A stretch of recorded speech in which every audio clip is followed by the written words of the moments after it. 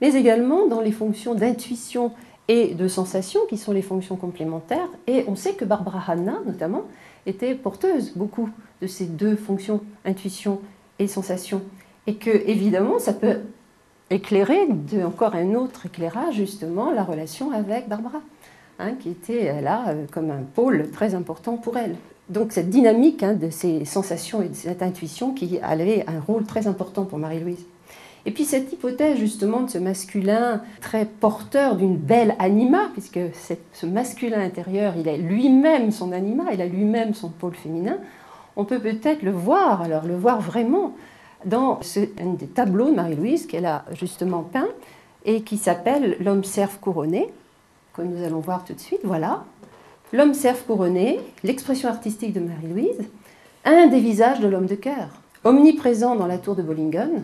Et c'est toute sa vie, elle a eu dès l'instant où elle a peint, bien sûr, au pied de son lit, et elle a été très malade, elle a donc dû changer plusieurs fois de lieu pour justement pallier cette difficulté. Et elle a toujours demandé à ce que cet homme cerf couronné la suive. L'homme cerf couronné a toujours été près d'elle jusqu'au bout de sa vie. Et on pourrait avancer que l'anima de cet homme de cœur est le double de Marie-Louise von Franz.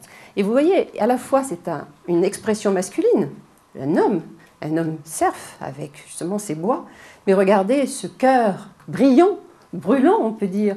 La part, n'est-ce pas, de l'anima de cet homme de cœur est extrêmement forte.